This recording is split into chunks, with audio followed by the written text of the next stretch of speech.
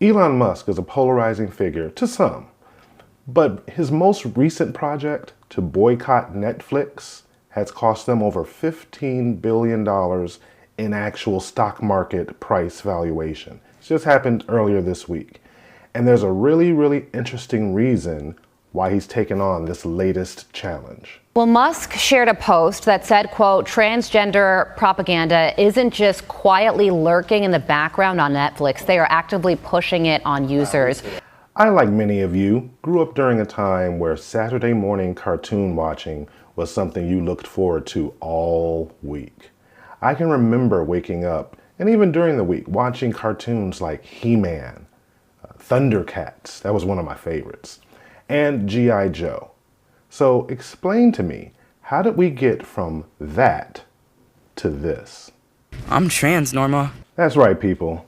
You see this cartoon that's being marketed on Netflix to children. The actual age rating on this cartoon is as low as 7 years old. They're watching this cartoon, and you know how children are. You watch a cartoon and you want to pretend like you're that person, or you want to pretend like you're that pirate or that fireman. This cartoon is being marketed to children. This is how people are reacting. Developing this morning, another case of go woke, go broke, and this time Netflix feeling the heat. Over the past week, Netflix has lost $15 billion in market value after users canceled their subscriptions. Earlier this week, Elon Musk began the calls for a boycott after Netflix premiered a show called Dead End Paranormal Park, which Musk said pushes transgender ideology. That animated series has a transgender main character and was designated as appropriate for kids as young as 7 years old. The controversial cartoon caused a firestorm online when social media influencer posting. Netflix is an activist outfit hell-bent on ideological indoctrination. As part of its fund for creative equity, it has given hundreds of thousands of dollars to the Transgender Film Center in order to bring more trans-made stories to the world. So let me start off by saying this. I have absolutely no problem with affording individuals, fellow Americans, the right to choose whatever lifestyle that they want to choose. But we do make age distinctions all the time about what we allow people to do and at what age. If you're 16 years old, you can get a driver's license. Most of us who are watching this video, most of you who are watching this video are drivers. But we have a minimum age of 16 years old before you can drive, no exceptions. Same thing with getting a credit card or entering into a contract. Before you can get a credit card, you have to be 18 years old, no exceptions. Finally, if you want to buy alcohol in this country, you have to be, again, 21 years old. No exceptions. So we have this social compact that where we recognize that you have to be a certain age before you can enter into certain activities. I'll give you a quick personal story. I was born in December. My birthday is December 11th. My very close friend with whom I grew up, he and I grew up on the same block. His name is Paul. He was also born in the same year, but he was born in January. So when I was coming up, there was this rule that you had to be 6 years old before a certain date in September before you could start kindergarten.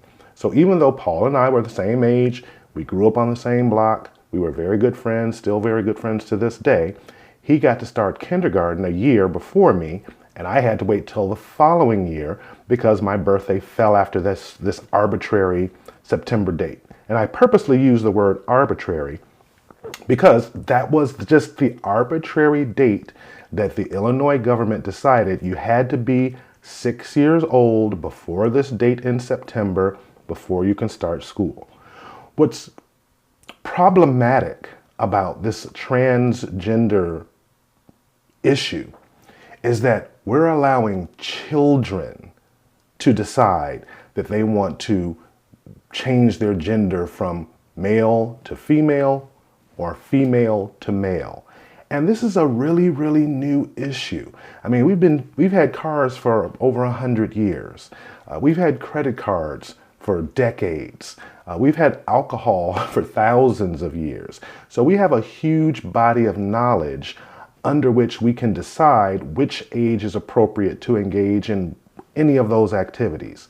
This whole transgender issue and actually surgically and chemically changing from one gender to the other is a very, very new technology.